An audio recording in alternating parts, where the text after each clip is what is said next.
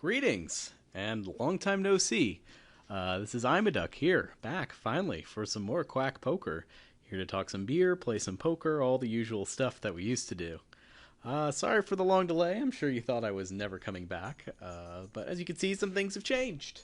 I'm in a new place. If I look more academic, it's because I recently got my PhD. And I'm officially unemployed now, which means boom, more poker to play. Unfortunately, I'm not making quite enough at these stakes to call it a living, but having some fun playing some low stakes poker back on Carbon Poker. So yeah, like I said, I'm in a new place. You can check out my sweet digs here. There's my beer taps over there. Got a poker table somewhere over there, and we'll see now if I can get this camera back in a normal spot. And there we go. Just playing a cash game. I wanted to do a sit and go, but none of them were firing at the moment. So here we are at a cash game. Nothing's really happened yet, but just playing some, low stakes cash. We got Jack 9. It's a solid enough hand. Great hand to play in position, and that is what we shall do.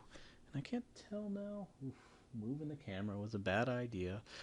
Alright, well, we got a flush draw, we got some straight draws. And our opponent checked to us after betting pre. I don't see any reason not to bet here. If he doesn't have a diamond, a lot of times he's just going to fold. Yeah, seems totally fine. Cool. So yeah, here we are, playing some poker. Today I am drinking off of my tap here. I got a keg of the, it's called El Fuego, which you can kind of see the symbol behind me there. El Fuego from Twisted X Brewery in Austin, Texas. And Twisted X Brewery, just a local brewery here. El Fuego is their Pilsner, and it's very cool. As you can see the giant picture of the jalapeno in the middle. Hopefully you can see that. But you can see from the jalapeno, it is a jalapeno Pilsner, which is very tasty. And I love beers with pepper in them, and this is honestly one of my favorites. This was one of the first ones I had a long time ago. Really enjoyed it. It's really kind of what made me try to make a few pepper-infused beers after that. But it's nice, tasty. Pilsners, are typically known as just, pretty clean, nice, pretty beers, pretty drinkable for a hot day. And now we can have a debate about whether or not a jalapeno beer is perfect for a hot day. King Nine's an okay hand, but I'm just gonna fold it here. I haven't been playing this table much, so I don't know what all is going on just yet. Don't know much about any of the players. Doesn't look like I've played with any of them before, except maybe the guy on the button here, but I haven't played much with him. So we'll just kind of see what happens, get a feel for the table, go from there. We're just taking it easy today. 3-4 under the gun, gone. But yeah, so if you ever find yourself in Texas and you want to try something a little bit different, I think they make this one year round, but it's El Fuego by Twisted X. Super, super tasty jalapeno beer. There's a bit of the jalapeno taste. You get a little bit of that vegetable taste, but not much. And you get a whole lot of, and you get a little bit of the burn at the end. I shouldn't say a whole lot. You only get, a little bit of burn. It's not bad. If you drink it over the course of an evening, drink a few glasses, you'll start, the burn starts to build up. But it's not overpowering. It definitely smells. You can smell the jalapenos in it. And I know to a lot of you that might sound pretty gross, but I'm telling you, just give it a try. Give it a try. It's pretty good. I've even had some of my non-beer fan friends say they really enjoy this one. So definitely worth a try. I'm drinking it out of an official Pilsner glass. Of course, this is for Schlitz. I am not endorsing Schlitz in any way. I recently had some Schlitz. I mean, Schlitz is what it is. It's if that's your thing, go for it. But it's just very clean, plain beer. Got kind of a not great taste in my book, but it's whatever you want. What I'm saying is it's cheap, and so you want a nice cheap beer. Schlitz is the way to go. Alrighty. But yeah, back in some poker action. Like I said, I had a bunch of things going on in my life, lots of moving, lots of schools to finish, applying for jobs, all that kind of stuff. So yeah, just couldn't record. But I'm going to try to get back to my goal of doing weekly recordings. This guy seems to be opening a lot. I mean, we haven't seen a lot from him. The raise is a little big, so we could fold here. But King 10's a pretty strong hand. We're going to have position on him. I don't feel so bad about playing this. We'll see a flop, see what happens. This isn't like my favorite spot here because King 10 can get dominated by a lot of undergun raises. But if this guy is opening a lot of hands, So he checks it back here, which is interesting. This means you could have some kind of ace hand, some kind of pair. I feel like if we're going to win this hand, it starts with a bet, and I think that's what we're going to do. We could check it back here and hope our king's good, but I think it rarely is. So I think we're better off just betting here. The check raise is interesting. This could very easily be a bluff. This player seems pretty aggressive. I think at this point, though, at these stakes, don't know these players too much. I think we're just going to fold here. I've got some, very small reads on this player so far that he seems very aggressive, seems to be opening a lot of hands. So we don't really know what all that means yet, but it's also been a small number of hands. So he could have just had a few really good hands in a row, and that could really bias this thing. So we're just going to make note of that and move on at this point. There's no reason to get ourselves in weird marginal spots. I mean, and from that spot there, when he raises again, all we can really do, we could raise and try to go nuts and try to really just push him out and say, oh, do you really hit this board? Because it is kind of suspect. I guess he's repping like an overpair there is his most likely hand. But, it is kind of suspect, unless he really just does have the aces or kings there. Often he can't really continue there. If he's got a hand like ace-king and we raise him there, he's probably got to fold it. So he might just be saying with a hand like ace-king, I'm not sure where I'm at, but I can get, a lot of hands that have equity against me to fold if I raise here. Who knows? So it could have been a lot of things. Don't know what it means yet. We're just going to kind of make some mental notes of that. Could make some actual notes about this if I wanted, but for now we're just going to make some mental notes of that and see what it all means. Try to add it all up with the rest of his play here. Alright, so he wins with a king high there. Pretty passively played hand there. And I should pull up my hand history so I can keep an eye on these. Sure, we'll check here with our jack 3. Not much else we can do. We could lead out with a bet here, but I'm actually just going to check. Our opponent checks here, and we've turned an open-ender. So I don't see any reason not to bet. We could just take it down. We could fold out like a lot of king-high hands, I think. We've got our pair here, but I don't think our pair is good most of the time. I'm going to go ahead and bet again. I think our opponent has a hand like sevens or something like that. Would make a lot of sense. There's just a lot of hands that are ahead of us. We did have a very weak pair there, but, wasn't that great. All right. Let's make our background back to, there we go. Got some Quack poker action behind me now. Gonna fold here. So yeah, life's been good for me. Like I said, finally done with very, very long school. Very good to be done with that. Now I'm just kind of kicking back. I've gotten to play some poker after not getting to play as much as I would have liked for the last month or so. Actually, I had a trip down to Harrah's in New Orleans, which Harrah's is a great place to play down in New Orleans, just because, man, there are just so many drunks at the tables. You go in, going on a weekend, 11, 12 o'clock at night, tables just full of drunk tourists, which are the best people to play against. Just, if you just sit there and play tight, you'll get some guy who's just spilling off money left and right. Take it down. It's had a lot of fun with the people there, too. There were just a lot of fun players at the table, a lot of players who were actually pretty good, but playing very gambly just because they were there to have a good time.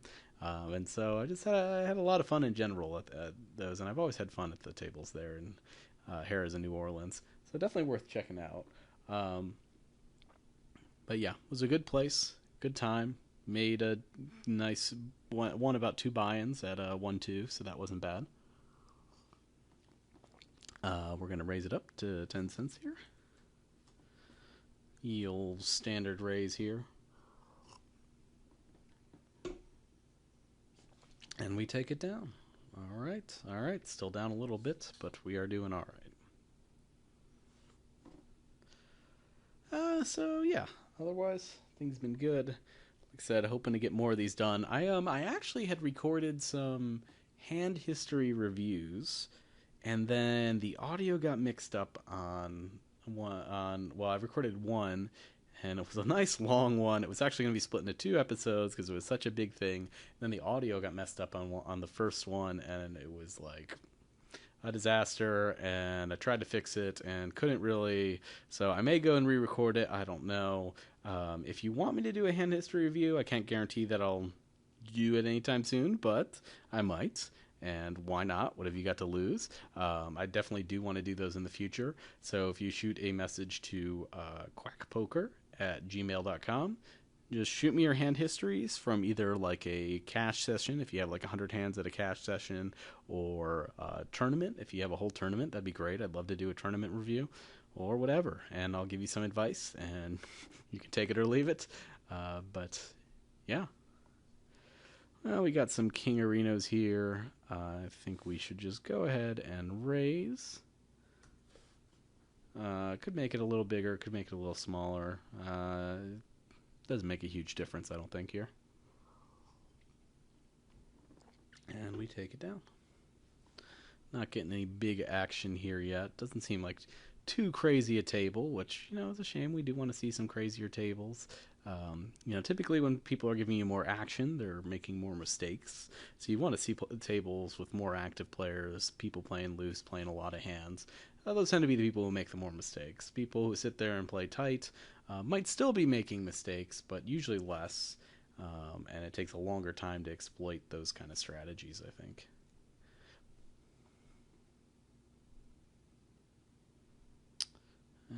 Yeah, and we're pretty much just folding here. sorry for the lack of activity. What else? Nothing really new's happened. I was running up my bankroll for a while on sit and goes, and I think I've definitely been doing very well with those, and I want to continue to do those. So I think, like I said, I wanted to do one today, but one fired just as I was trying to start, and then after that, nobody else was joining in on them. We're gonna go ahead and open this up here. This is a little loose considering how loose the two guys in the blinds have been opening. So we're very likely to get a call. But we're in position. We've got a decent suited hand. Guy in the button's often going to fold, so we're often going to be in position with that hand. So I don't mind playing that. I think it's profitable there. And there, our opponents just decide to fold. So hey, what the hell. I do love the cat in the tie avatar. It's yeah, I like it. I like it a lot. And this guy's got some custom one I haven't seen. He seems pretty freaked out about his hand. I think that's a custom one. I don't know what all the standard ones are. I just know I've seen the cat one a few times. I know it's one of the built-in carbon poker icons. Yeah, what else? I got this new poker table that we're sitting on. I didn't just put it out for this, actually. I was playing some poker a couple nights ago at a poker tournament over here, or poker, just a cash game, with some local friends, which is fine. Which I'll say, too, if you happen to be in the Austin area, feel free to shoot me a message. I do have a weekly game on Monday nights that I'm finally getting to start back up again. Would love to play with you. We're just going to call here with our jacks. I could have raised. In fact, I normally raise jacks, and that kind of would keep us out of the weird spot we're in right here. But I don't mind the call either. I mean, jacks are always on that border sometimes, or you never know what to do. They're often described as the hardest hand to play. But this guy's opening wide enough that I don't mind the raise there, and we had just raised him before. The king's not a great card for us. I mean, it does give us a gut shot, but it's kind of like another card that, if we were ahead before, we might not be ahead now. I think we're going to check it again, and with the plan to bet on the river or call if he bets here. And then we'll decide on the river.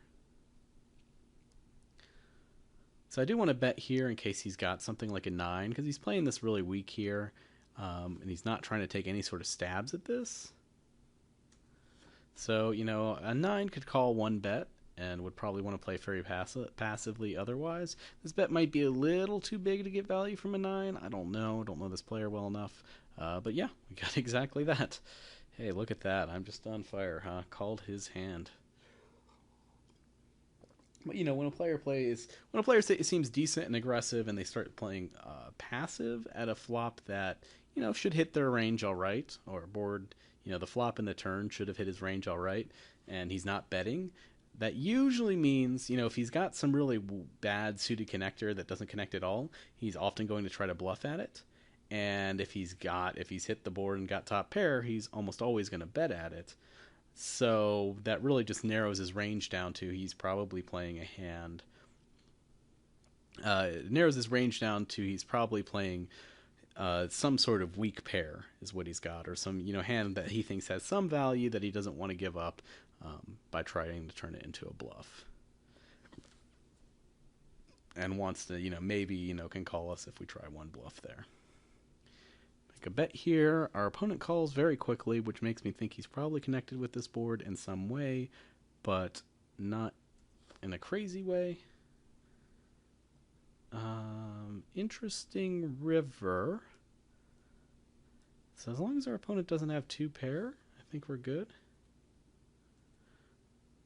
I'm going to do a third bet here. It's a little bit of a thin value bet. I mean, our opponent could have been on a lot of things. Could have been on a flush draw that missed, and he's just going to fold no matter what. But he also could have had like a 9 there. And, been playing some sort of king 9 type hand or something like that, that we could possibly get some value out of on the river. So I think that was okay. I mean, two pairs were definitely in his range too. There were some two pair combos and things out there, but I think there was a thin amount of value we could get there, and our hand was fairly disguised. So, I don't think we always have an ace there. Going back to what I was saying earlier. So on those boards where an opponent, it should hit his range. It comes out like king high or ace high, and the guy raised pre-flop. If he's not betting after that, usually means that he's just got some mediocre pair that he just wants to get down to showdown with, or maybe an ace high that he just wants to get to showdown with. Here I think we're going to just go ahead and bet. This isn't going to hit our opponent's hand much. Again, part of the reason I bet here is for that exact reason of what I was saying, which is if we just check, it kind of turns our hand face up. And I don't always like that. Although if your opponent's not really paying attention, that doesn't really mean anything. We could bet here again, but I kind of don't want to because now all the draws have gotten here, and our opponent might just be slow playing and trying to get some more bets out of us. I think a check is going to get us the maximum value. Yeah. See, and he's just playing his draw. I mean, could we have sold the straight there pretty well? Maybe. Probably not though. I think checking back there makes the most sense.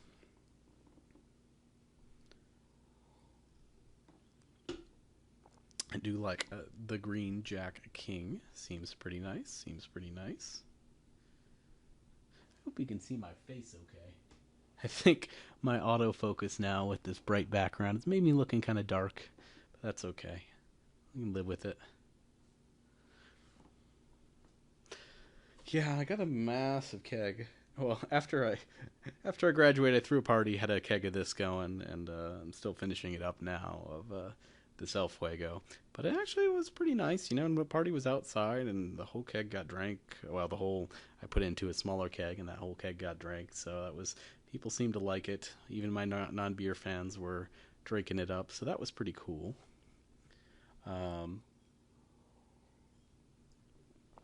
But yeah, I've tried to make a jalapeno beer. The first jalapeno beer I made, for some reason, I decided, oh, why don't I just go nuts and throw in some ungodly amount? Maybe it was like 5 pounds of jalapeno for a 5-gallon beer. It was insane. And the problem with it wasn't the spiciness. It was actually the vegetable taste from jalapenos. Jalapenos, they have sort of like a bell pepper taste that you kind of don't notice because the burn usually kind of hides it. But when you get it that concentrated, oh yeah, you notice it. This guy's not opening very many hands, but Jack, it's a little too weak, I think, to fold the ace-jack here. So we're just going to call, see a flop, go from there. Play a bit cautiously, because this guy could have a lot of good hands. We've got a gut shot here, so that's something. Kind of hoping it just checks, and maybe we turn a queen. Being really optimistic here. This guy bets, we're out of position. I don't have any guarantee that this guy's going to go along, which decreases our implied odds. So I think a fold is pretty standard here. I mean, this hits... You could have ace-king, you could have a pocket pair. I mean, this is a plethora of hands he's got ahead of us. I don't see many paths to us winning this that don't involve spiking the queen, and that's not going to happen all that often.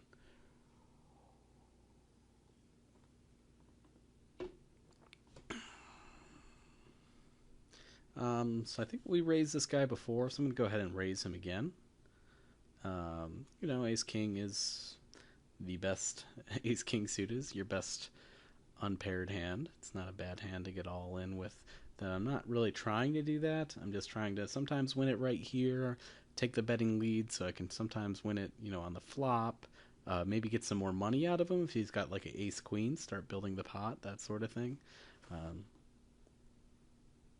Not that my play of raising ace queen suited or ace king suited in position is that controversial. I'm not rewriting the poker books here. It's pretty standard.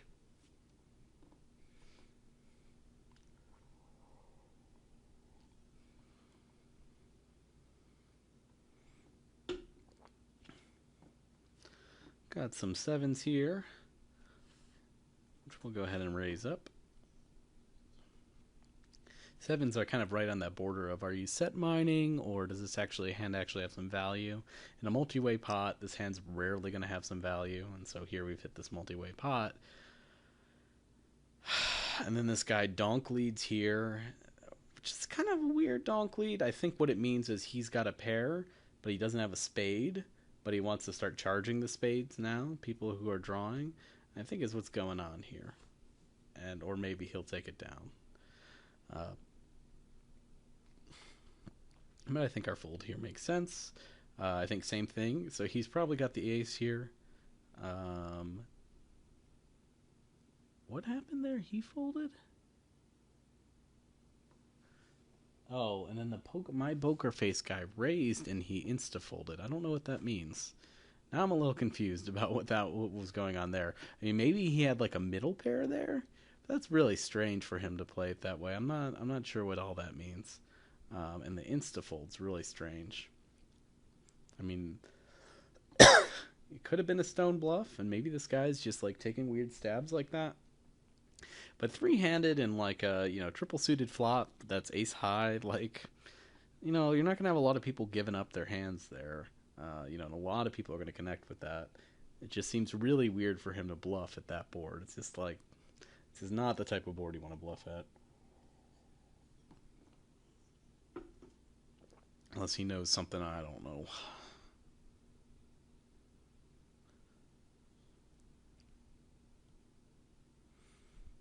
Goes for a full pot bet on the river. Seems like a fine size considering there was no bet beforehand. Just kind of puts your opponents to the test. If they have something, they're usually kind of have to call. He's got two pair there, and if they don't have anything, well, you're winning anyway. It doesn't matter.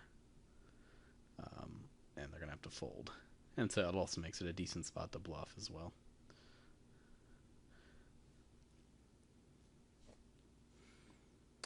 Gonna fold with the queen five here. I have cards. Cards to play with while we play.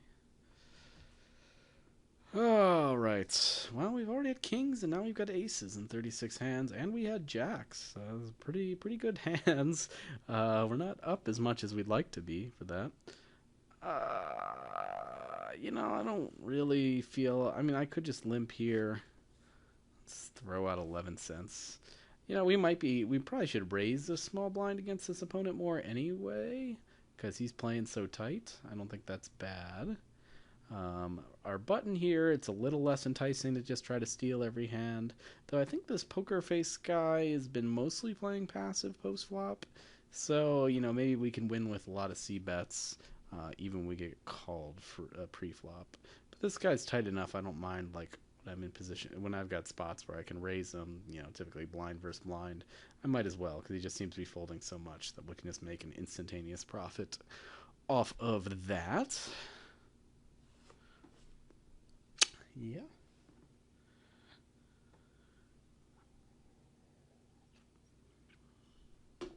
So what else is going on with me? Well, Austin is hot, as you might imagine. It's been very hot for the past month and a half, and I live in a place now where I get to walk around a lot more, which is a lot of fun. I really love being able to walk around all the time, but it also means I'm sweaty all the time at basically everything I ever go to, so we got that going on. But you kind of get used to that in Texas. Oh, I need some more beer.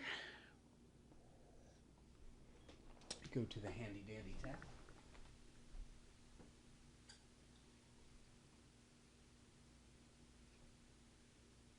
Seriously, people, if you don't have your own taps in your house, you're making a mistake. Yeah, gotta have beer on tap.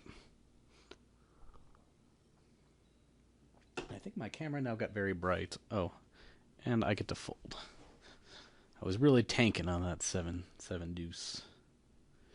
I don't think much has changed with Carbon. They added some new tournament styles that are like supersonic, I think is what they call them, and they're like 1 minute blind tournaments. So there's like a heads up variant, and then there's like a 4 player sit and go variant. I did one of the heads up, which it was very uneventful. I mean, it seems okay for heads up, but I don't. It seems kind of like a crapshoot for if you're trying to do sit and goes in that format.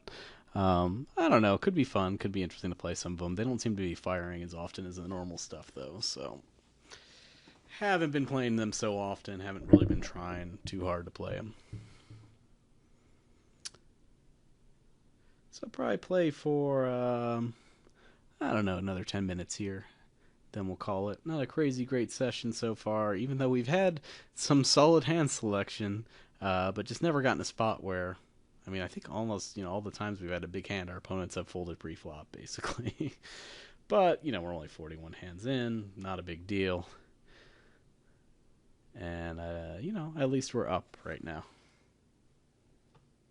Should never complain when you're up.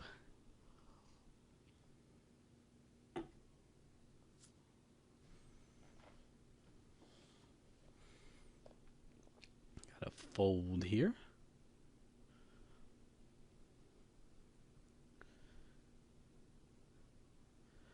I do like Jack 9, but he made it a little too big pre-flop for me to want to call here. I kind of think, too, this guy is changing his betting size based on the strength of his hands. He seems to be a very aggressive player and trying to be very exploitative. I mean, he seems like a decent player, maybe. I mean, he's made a few questionable whatever plays, but he might just have some tricks up his sleeve that I haven't really thought about. But he seems all right, and he seems at the very least like he's going to put a lot of pressure on us, which means we don't want to get too bonkers against him in any sort of pot, We typically want to be playing good hands, play hands where we kind of have a decent idea of where we're at, and have a decent shot of winning. Alright.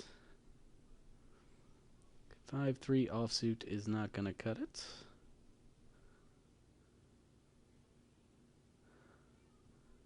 I feel like I've seen the Joker icon around here before. It might be another Carbon Poker one. Don't think I've seen the horseshoe or that. Though they may have added more.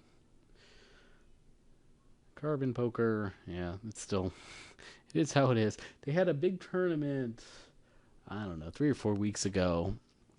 I'm trying to think now what it was. I think it was like a $25,000 prize pool for $1 entries. I don't know if they ever got enough entries to cover that, because there's not 25,000 players, although there were a lot of rebuys when I was playing. And I went, somewhat deep in that tournament, and then just, caught a couple bad hands and was basically out. But I had played in that tournament. I think I was in for like 4 hours or something. So I was playing for a while, and then just kind of never got there. But that was an interesting tournament. I mean, there were several thousand players. I mean, definitely the biggest tournament I've seen on Carbon before. They had advertised it a lot, and, it was kind of a promotional thing. But I'd be interested to know if they ever actually made back that prize pool or not. I mean, I'm sure this company makes tons of money anyway. I mean, all these poker companies do. But on top of that, most of the money probably goes unclaimed on this site anyway. I mean, just because it's trickier to get your money out.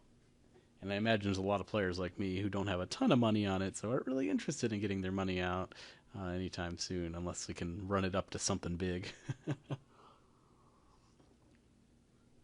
But that is kind of my goal on playing here, just get some practice and maybe run it up so I can play bigger stakes that, actually matter or whatever.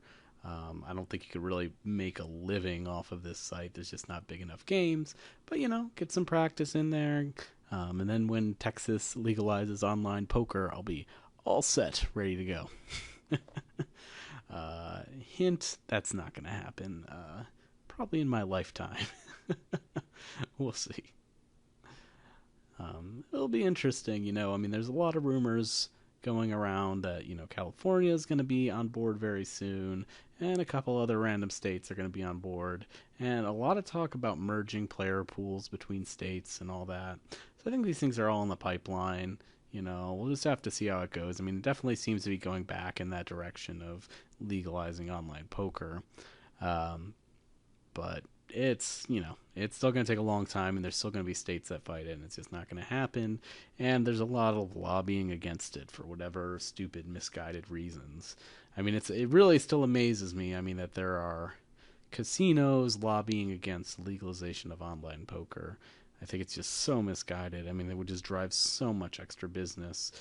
I mean, it just gets people excited about the game, and you can have, satellites to your tournaments online, get people to come out to Vegas and all that kind of stuff. Like, it's very misguided and unfortunate. And, that's the state of U.S. affairs, though, is if you have a lot of money, like a casino does, then you can influence the politics however you want. But anyway, we'll see. I think it's nice to see that the tides are definitely going in the direction of legalizing online poker in more states. It's just going to be a slow process.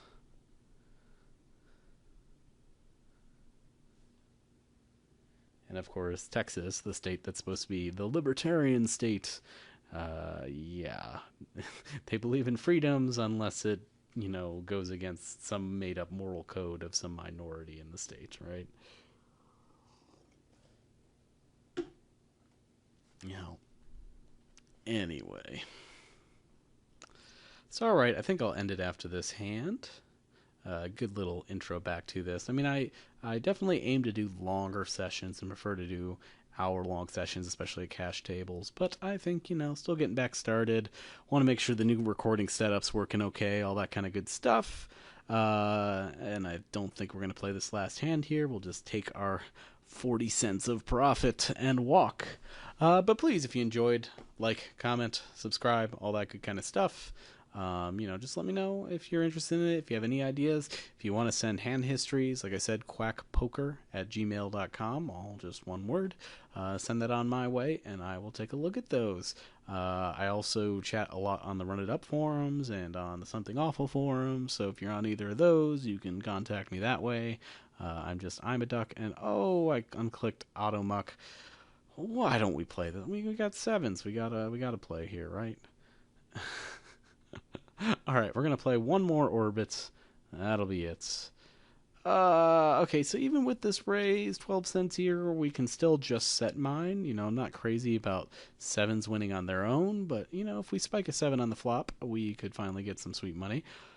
This is interesting, because we often have the best hand here, but not too crazy often. I'm sure this guy did sort of that isolation raise, hoping it would just be him against this guy, but he still got position here. I don't know.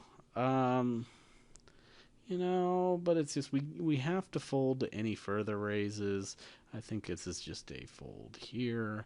If this guy weren't in the hand, we could think about it a little bit more. But with this guy in the hand, we don't know what he's going to do. He could have an ace, and nobody's folding any aces at that spot. If he's got an ace, he's definitely betting again. If he doesn't have an ace, he could still easily bet again, and just kind of bluff us off it. It's just a spot that's pretty exploitable for us that I think we're better off playing those sevens just for set mining. Just if we flop a 7, we go with it. If we don't, we walk away. The sevens too. I mean, if they happen to be an overcard to the board, or if the board came like 9-8-5 like that, we can maybe stick with the sevens for a bet. But when the board comes ace high and it's paired and whatever, it's just we're very unlikely to win. I mean, we're just very unlikely to. I mean, unless we really want to put a lot of chips at risk. And against the player who's been playing fairly tight and fairly well, I think we can just see that we're not in a winning position there post-flop.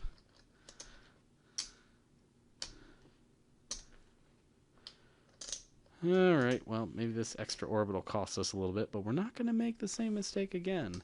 I think on Cake, or what is it now, Juicy Steaks, I think the first one is auto post blinds, and so I always want to uncheck that one first. But then I've done this several times where I've unchecked auto muck when I meant to uncheck auto post blinds or whatever. And I guess I could also check the sit out next hand just to be extra secure here. Alright, well, so that extra orbit ended up costing us a little bit of our sweet profits. Now we only make our quarter. I mean, this kind of session, it's kind of a short session. It doesn't really mean much. We didn't have a super active table, super exploited table, and the few hands we got, we weren't really in spots where we could make a lot of money. I think with time, we could pick on this guy to our left a little bit who's playing a little tight and maybe slowly scrape some money off of him. This guy's playing tight too, but unfortunately he's to our right. This table isn't one where we're going to have a super high hourly rate or anything like that. I think we definitely would be profitable sitting at this table, but, we're not going to make anything big here. So I don't mind getting up, walking away with what we've got. And, like I said, just don't complain when you're winning. And maybe we'll have a big hand next hand. We do have one more hand to go. But otherwise, like I was saying, contact me. Let me know if you like things or you want to change things or if you have hand histories you want me to look at or any of that kind of stuff. Let me know. We might have some big hand here. We've got some more action than we've seen. That's the other thing. I don't think we've seen any really big pots. This may be the biggest pot we've seen at this table here. The guy had the 9s versus the queens he thought about. Alright, well, guess we're not playing anymore. Alright, well, thanks guys for watching, and I will see you hopefully next week. Adios.